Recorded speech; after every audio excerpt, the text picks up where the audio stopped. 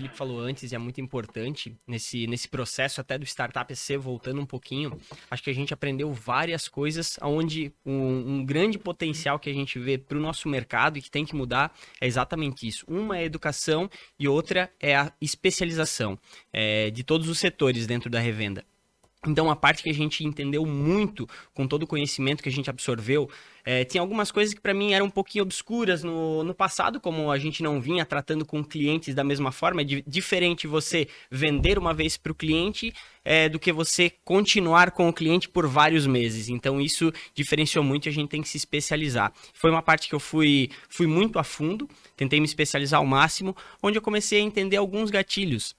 Onde se a gente não estiver próximo do cliente e continuar educando ele em várias formas, a gente acaba perdendo ele no meio do caminho. Por conta de várias situações, ele não consegue atingir os resultados deles, ele não consegue entender o que está acontecendo na nossa operação. Então, por conta disso, a gente vem diariamente indo atrás do nosso cliente, então a gente vê que ele está com alguma dificuldade no processo de vendas dele, a gente tenta ensinar e dar todo o suporte para ele nesse processo, por mais que muitas vezes a revenda ela já tem alguns costumes, alguns vícios, vamos dizer, lá dentro, que seja difícil de mudar, até para os próprios vendedores, a gente vem aos poucos tentando direcionar ele para o local certo, que claro que no final de tudo é a venda, porém, existem vários processos antes de acontecer a venda de um veículo, então é isso que a gente vem mostrando, que nem o Felipe falou, a gente gera muita demanda para os clientes, porém, depois de um período a gente percebeu que o problema não era somente demanda, e sim o processo que era feito lá dentro. Então a gente entendeu que automaticamente a gente precisa educar muito o nosso cliente e vir com ele de mão dada realmente até um período, até o momento que a gente vê que ele tracionou sozinho. Então o principal diferencial que a gente faz para o nosso cliente é como a gente estava trabalhando no meio, a gente estava vendendo veículos, a gente praticava muitas coisas que hoje a gente vem passando para o nosso cliente. Visita, o Delivery Car, que hoje está muito forte, como trazer o cliente para a loja. Então, esses são alguns gatilhos que na nossa parte interna do atendimento a gente faz muito. No nosso meio de startup, vamos dizer assim, é chamado de Customer Success, que é o sucesso do cliente, onde a gente pega ele na mão até um determinado período e vê que ele já se desenvolveu e consegue dar continuidade sozinho no processo. Mas a gente entende que num período inicial é muito importante a gente estar de mãos dadas com ele, entendendo o processo dele, conseguindo fazer com que ele atinja suas metas junto com a nossa expertise, que aí no meio do caminho a gente vai ajudando ele no máximo de suporte que a gente pode dar.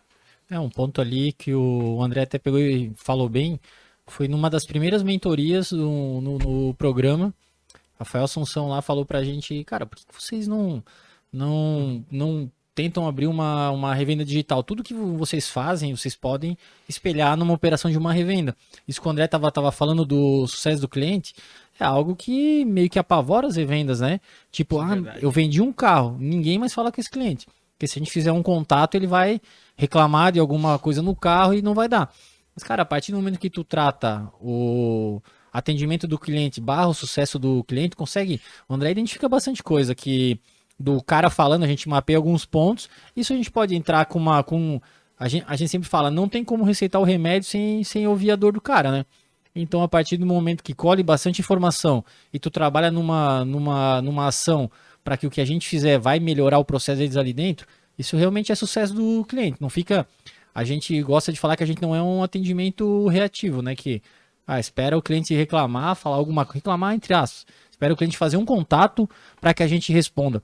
Não, o ideal é estar sempre em cima e conectando e perguntando e tendo agendas semanais de reuniões e touch points com os clientes. Então isso é bem importante, cara. E o André é o que está mais próximo, é o que conversa diariamente, até domingo. O André atende cliente aí e realmente foi uma das viradas de chave do nosso negócio, que a gente ganhou muito cliente, teve feedback, foi de dar realmente um bom atendimento. Porque sempre vinha aquele papo, cara, eu trabalho com agência já há 5 anos. Agências genéricas que atendem a minha loja, atendem uma padaria, uma pizzaria. E, putz, eles nunca me atendem, nunca entregam os materiais no prazo e tal. Isso fez com que a gente tivesse bastante insight para forçar e melhorar os processos na nossa área de sucesso do cliente.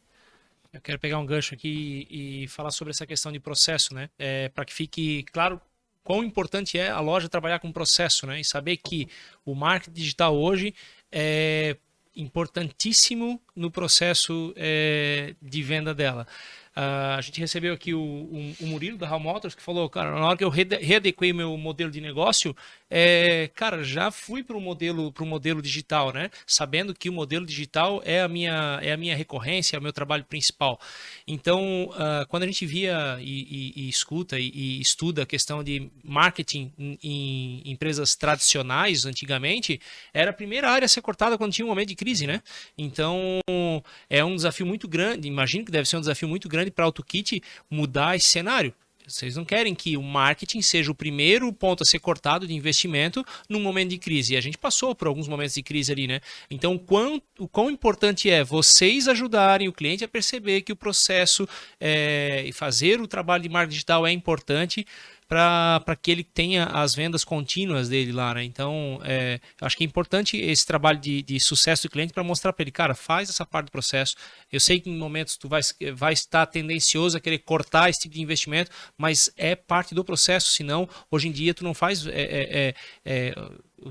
os cases de sucesso que a gente vê ali, o cara não está mais trabalhando só com venda de pátio, cara. A internet é parte principal Ninguém hoje. mais que eu conheço trabalha só com venda de pátio. Ninguém. Não, com certeza. Isso, Pode pegar centenas de revendas aí que eu tenho contato. Ninguém mais. Isso que você falou, Arno, é muito importante para a gente entender o quão importante é você ter indicadores específicos dentro da sua revenda. Por exemplo, a gente indica muito para o nosso cliente, muitas vezes no começo do nosso trabalho, como a gente vai educando muito cliente, ele vem muito com aquela chamada ainda não vendi nenhum veículo na primeira semana.